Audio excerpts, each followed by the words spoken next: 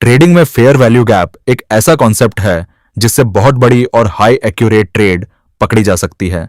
Fair value gap सबसे आसान concept है जिसे बिगिनर भी बड़े आराम से एक अच्छा ट्रेडिंग सेटअप बना सकता है।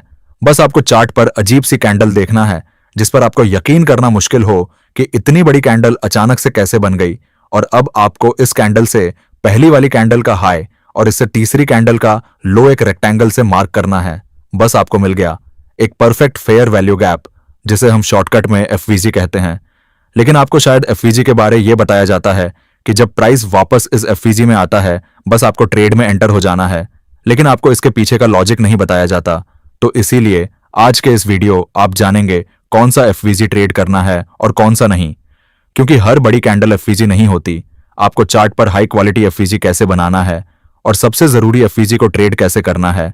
एफवीजी ट्रेड करते टाइम किन बातों का ध्यान रखना जरूरी है, वरना आप बड़ा लॉस ले सकते हैं। तो वीडियो को जरा सा भी मिस मत करना। बेसिक से शुरू करते हैं। जैसा कि आप में से ज्यादातर ट्रेडर्स को पता होगा कि बुलिश फेयर वैल्यू गैप में इन 3 कैंडल के ऑर्डर में पहली कैंडल की ऊपर वाली विक या उस कैंडल का हाई और तीसरी कैंडल के नीचे वाली विक या उस कैंडल का लो, इन दोनों को के बीच में जो दूसरी कैंडल में जगह बनती है उसे हम फेयर वैल्यू गैप कहते हैं। इसी तरह बेरिश फेयर वैल्यू गैप में पहली कैंडल की नीचे वाली विक या लो और तीसरी कैंडल के ऊपर वाली विक या हाई, इन दोनों के बीच में जो जगह बनती है, तो ये हमारा बेरिश फेयर वैल्यू गैप होता है। एक बात आपको जरूर याद रखना है, बुलिश एफवीजी हो या फिर बेरिश एफवीजी, इन दोनों ही कैंडल के पहले वाली और तीसरी कैंडल का कलर कैसा भी हो सकता है और इनकी शेप कैसी भी हो सकती है। अब आपके मन में सवाल आता होगा कि प्राइस एक्शन के मामले में फेयर वैल्यू गैप हमें क्या दिखाता है। बुलिश एफवीजी हमें दिखाता है कि बाय साइड इंबैलेंस क्रिएट हुआ है। इसका मतलब है कि यहां पर सेलर्स से ज्यादा बायर्स स्ट्रांग हैं, जिस वजह से इस जगह एक मजबूत बाइंग प्रेशर है। क्योंकि अक्सर इस जगह पर इंस्टीट्यूशंस के बड़े ऑर्डर्स लगे होते हैं, इससे मार्केट में इनएफिशिएंसी मूव क्रिएट होते हैं और इस वजह से प्राइस इस फेयर वैल्यू गैप एरिया में वापस आता है इस गैप को फील करने के लिए। और यही सेम कंसेप्ट हमें बेरिश एफवीजी में भी देखने को मिलता है। एक स्मार्ट मनी ट्रेडर के तौर पर जब हम प्राइस चार्ट खोलते हैं तो फेयर वैल्यू गैप को पहचानना उन पहली चीजों में से एक है जो हम करते हैं। अब आप सोचते होंगे कि हमें उन्हें चार्ट पर मार्क करने की जरूरत ही क्यों है। क्योंकि फेयर वैल्यू गैप हमें स्मार्ट मनी के फुटप्रिंट दिखता है, जिससे हमें यह पता चलता है कि बड़े खिलाड़ी मार्केट में कहां एंटर हो रहे हैं और अपना पैसा किस जगह डाल रहे हैं और वे प्राइस को किस जगह से मजबूती के साथ पुश करने वाले हैं। जब प्राइस इन गैप को फील करने के लिए वापस आता है तो हमें जब भी ऐसे रिएक्शन देखने को मिलते हैं जिससे हमें ट्रेडिंग का एक अच्छा मौका मिल सकता है। यह निफ्टी का 15 मिनट का टाइम फ्रेम चार्ट है। मार्केट अभी अप ट्रेंड में है। इस जगह आप इस बड़ी कैंडल में बुलिश एफवीजी देखेंगे और जब प्राइस इस बड़ी कैंडल में एफवीजी को फील करने वापस आया तो आप देख सकते हैं प्राइस कितनी तेजी से ऊपर गया। इस जगह भी आपको एक एफवीजी कैंडल दिख रही, प्राइस यहां भी एफवीजी को फील करके ऊपर निकल गया है। ऐसे ही इस चार्ट में आप बेरिश एफवीजी को देखेंगे जहां से प्राइस रिजेक्ट हुआ है। इस कॉन्सेप्ट की सबसे अच्छी बात यह है कि हम इसे सभी टाइम फ्रेम पर अप्लाई कर सकते हैं। अब चलते हैं सबसे इंपॉर्टेंट टॉपिक पर कि हमें हाई एक्यूरेट ट्रेड करने के लिए कौन सा फेयर वैल्यू गैप चूज करना चाहिए। यह निफ्टी का 15 मिनट का टाइम फ्रेम चार्ट है। आप इस मेथड को 5 मिनट टाइम फ्रेम पर भी अप्लाई कर सकते हैं। मार्केट काफी देर इस जगह टाइम बिताने के बाद 2 हाई वॉल्यूम ग्रीन कैंडल से इस रेंज का ब्रेकआउट करता है। अब हम इन दोनों ही कैंडल में फेयर वैल्यू गैप को एक रेक्टेंगल से ड्रा करेंगे। अब आपके मन में सवाल आता होगा कि इन दोनों फेयर वैल्यू गैप में से कौन से फेयर वैल्यू गैप को ट्रेड करना है और इनमें से कौन सा एफवीजी एक्यूरेट हो सकता है। चलिए स्मार्ट मनी ट्रेडर के माइंड से समझते हैं। अगर आप इन दोनों एफवीजी को ध्यान से देखोगे तो ये पहला वाला एफवीजी दूसरे एफवीजी से बड़ा है। अब आप बताओ कि इंस्टीट्यूशंस का ज्यादा पैसा या ज्यादा ऑर्डर कौन से फेयर वैल्यू गैप में पड़े होंगे। बिल्कुल सही, पहले या इस बड़े वाले में। तो जाहिर सी बात है हम इस बड़े वाले फेयर वैल्यू गैप को ट्रेड कर सकते हैं, क्योंकि इस छोटे वाले के मुकाबले ज्यादा पेंडिंग ऑर्डर इस बड़े वाले एफवीजी में पड़े होंगे।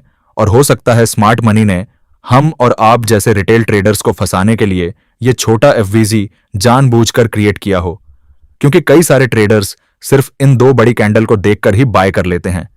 वो इनके बनने के पीछे साइकोलॉजी को इग्नोर कर देते हैं।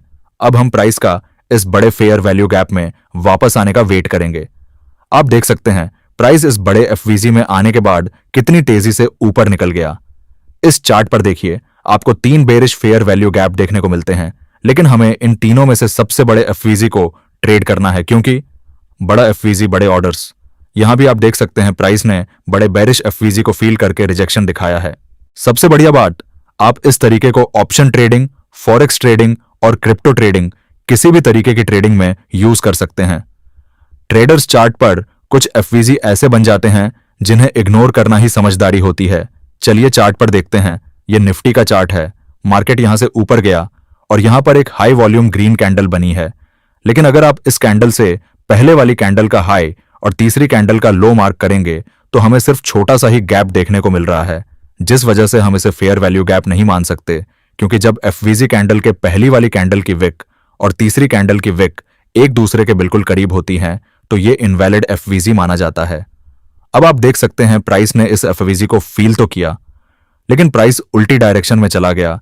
इस जगह जिस किसी ने भी फेयर वैल्यू गैप देखकर बाय किया था वो सभी स्मार्ट मनी के जाल में फंस गए हैं। अब जानते हैं फेयर वैल्यू गैप को ट्रेड करते टाइम एंट्री कैसे ले सकते हैं। चलिए चार्ट पर समझते हैं। यहां पर एक बुलिश एफवीजी कैंडल बनी है, तो सबसे पहले हम इसके पहली वाली कैंडल का हाई और तीसरी वाली कैंडल का लो मार्क करके एक रेक्टेंगल से एरिया बनाएंगे, जिससे हमें इन दोनों कैंडल के बीच में एक बहुत बड़ा गैप देखने को मिल रहा है। एफवीजी फील करने के बाद प्राइस इस रेंज के ऊपर क्लोज हुआ है, तो हम इस कैंडल में बाय कर सकते हैं। लेकिन अगर हम इस कैंडल में बाय करते हैं तो हमारा स्टॉप लॉस बहुत बड़ा हो सकता है, तो हम इस एफवीजी के बीच में एक 50% एरिया में एक लाइन ड्रा कर देंगे और अपना स्टॉप लॉस इस रिजेक्शन कैंडल के लो के थोड़ा नीचे लगा सकते हैं।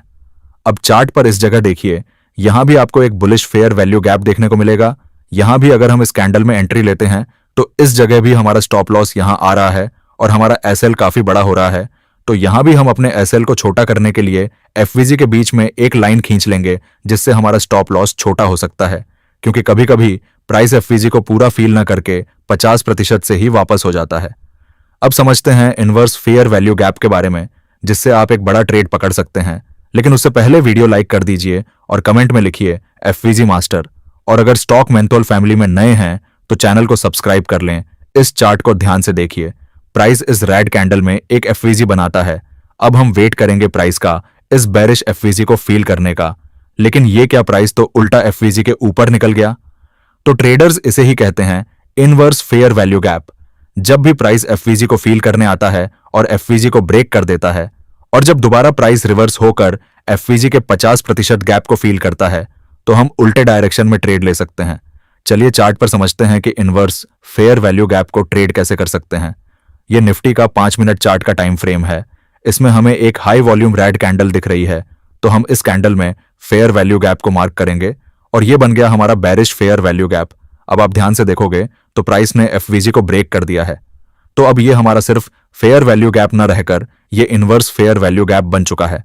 अब सबसे पहले हम इस फेयर वैल्यू गैप के बीच में एक 50% गैप की लाइन को ड्रा करेंगे।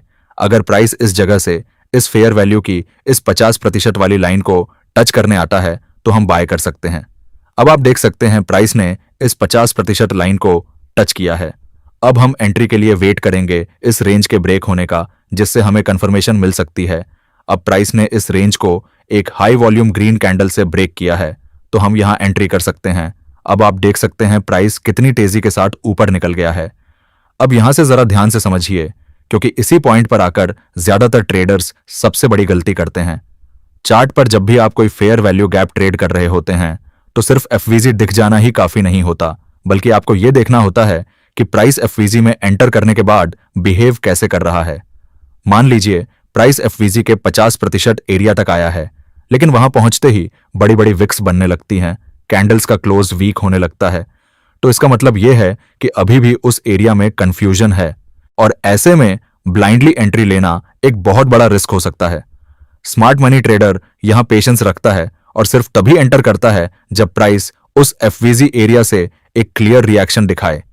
अब चार्ट पर देखिए, जैसे ही प्राइस एफवीजी के अंदर आया, एक छोटी रिजेक्शन कैंडल बनी, फिर अगली कैंडल ने उसी रिजेक्शन के ऊपर क्लोज दिया। यही वो जगह होती है जहां पर बायर्स ने कंट्रोल लेना शुरू किया। इस कैंडल के हाई के ऊपर जैसे ही अगली कैंडल सस्टेन करती है, यह हमारे लिए कॉन्फर्मेशन बन जाता है कि यह एफवीजी वैलिड है और यहां से मूव आने की प्रोबेबिलिटी हाई है। इसी तरह अगर बेरिश एफवीजी में प्राइस नीचे से ऊपर आए और रिजेक्शन दिखाए तो हम सेलर्स की स्ट्रेंथ को ऑब्जर्व करते हैं। अब एक और इंपॉर्टेंट चीज जो मैं हमेशा चार्ट पर हाईलाइट करता हूं वो है कॉन्फ्लुएंस। मान लीजिए आपका एफवीजी किसी previous support, resistance, trend line या फिर लिक्विडिटी जोन के पास बन रहा है तो उस एफवीजी की वैल्यू कई गुना बढ़ जाती है। यही वो जगह होती है जहां बिग प्लेयर्स ज्यादा एक्टिव होते हैं और रिटेल ट्रेडर्स की सबसे ज्यादा गलती भी यही होती है। अब रिस्क मैनेजमेंट की बात करते हैं क्योंकि बिना इसके एफवीजी सिर्फ एक ड्राइंग बनकर रह जाता है। चार्ट पर जब भी आप एंट्री लेते हैं स्टॉप लॉस हमेशा लॉजिकल होना चाहिए, इमोशनल नहीं। बुलिश एफवीजी में स्टॉप लॉस हमेशा उस रिजेक्शन कैंडल के लो के नीचे होना चाहिए, न कि पूरे एफवीजी के नीचे। इससे आपका रिस्क छोटा रहता है और रिवॉर्ड बड़ा। यही चीज बेरिश एफवीजी में भी लागू होती है।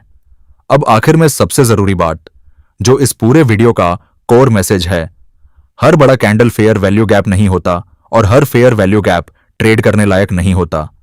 आपका काम सिर्फ ट्रेड्स लेना नहीं है, आपका काम हाई क्वालिटी ट्रेड्स को वेट करना है। अगर आप सीख गए कि कौन सा एफवीजी इग्नोर करना है तो समझ लीजिए आपने आधी ट्रेडिंग जीत ली है। मार्केट रोज मौके देगा लेकिन पैसा वही बनाएगा जो डिसिप्लिन के साथ सही एफवीजी पर सही रिएक्शन का इंतजार करेगा। और यही माइंडसेट आपको भीड़ से अलग करता है और धीरे धीरे एक कंसिस्टेंट ट्रेडर बनाता है।